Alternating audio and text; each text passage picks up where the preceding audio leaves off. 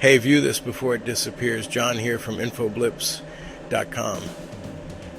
I've created, over 40,000 posts on this platform. And a large percentage of them weren't entertainment. They weren't gossip. They weren't clickbait. They were research-based, informational posts meant to educate people who still care about verifiable facts. And honestly, because of where that research led me, a lot of those posts have been basically buried, restricted, or just shadow banned. Why? Well, it's because the truth I've been documenting doesn't exactly flatter power. It's led me to really criticize the American government, and even more importantly, the Israeli government. So before I go any further, I'm just asking you for one thing. If you value what I post, please share it.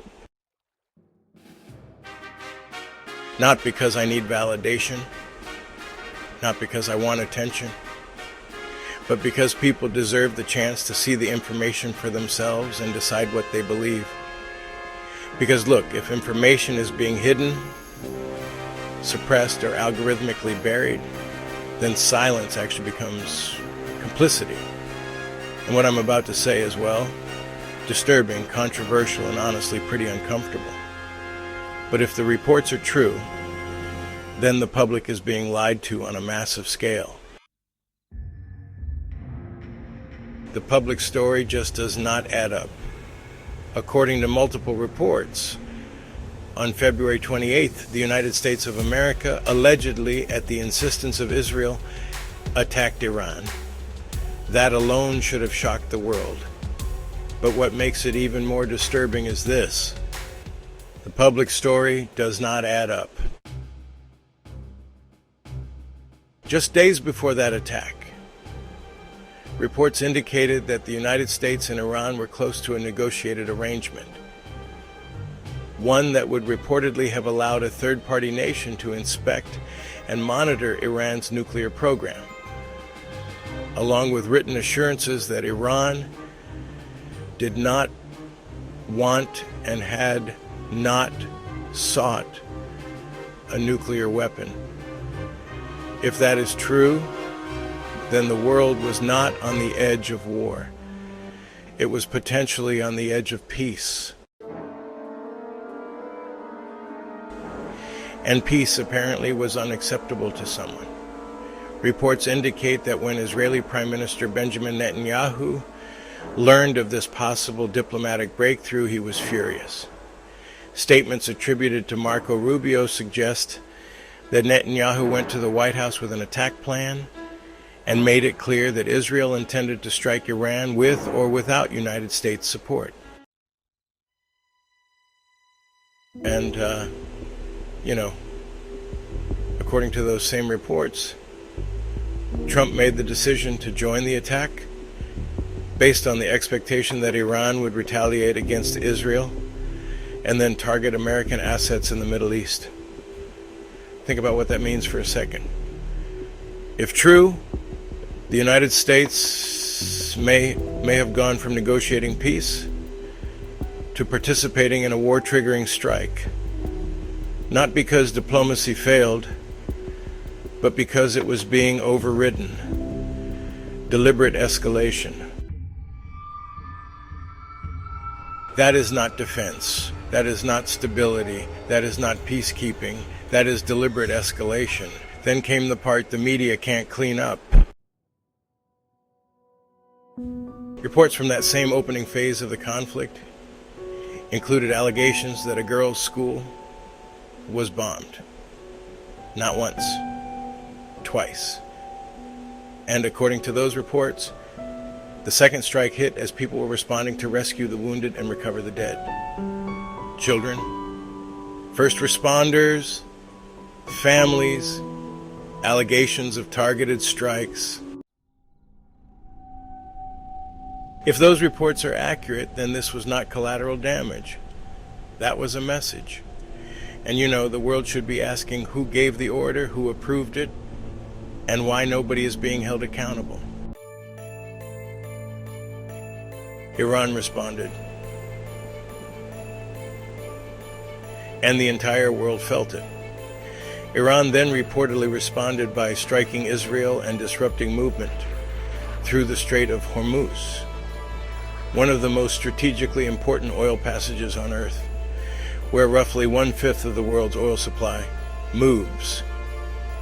That single action triggered immediate panic across global markets and made one thing clear. This was no longer just a regional conflict. This had become a global crisis. And for roughly 40 days, the United States has reportedly remained entangled in a conflict that many people still do not fully understand because they are being fed fragments instead of facts. Then came the threat that should have shaken the entire planet.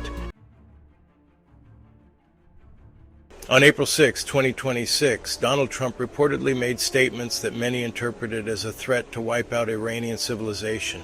Read that again. Not a military site, not a missile base, not a command center, a civilization. That is the kind of language history remembers. Right before humanity crosses lines it can never uncross. And then, 1 hour and 20 minutes before his own deadline, Trump reportedly went online and announced that the United States had negotiated a 2-week ceasefire. For a moment, the world exhaled. For a moment, it looked like catastrophe might be delayed. For a moment, people thought maybe this would stop. It didn't. Peace was immediately undermined again. Within hours of the ceasefire, reports indicate that Israel launched attacks on Lebanon in an operation reportedly called Eternal Darkness, while also moving to occupy more land. At the same time, Iran reportedly reopened the Strait of Hormuz and then shut it again within the first few hours of the ceasefire window. And once again, the same question rises to the surface. Why does peace keep collapsing the moment it appears? Why does every possible off-ramp seem to get sabotaged? Why does diplomacy keep dying right when it gets close? Why does war keep benefiting the same people? And, why are the public narratives always cleaned up after the damage is done? These are not fringe questions. These are the questions every citizen should be asking. Because if leaders are overriding peace, manufacturing escalation, and dragging nations into catastrophe while the media sanitizes the story afterward, then the public is not being informed. The public is being managed. And yes, there is a reason. There is a reason this keeps happening. There is a reason certain leaders appear to sabotage peace. There is a reason the public is only shown pieces of the story instead of the full chain of events. And I will cover that reason in a future video.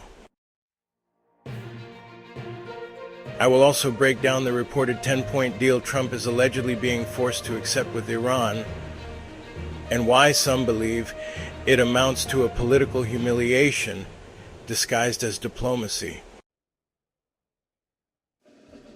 If this post reaches you, that means it got through.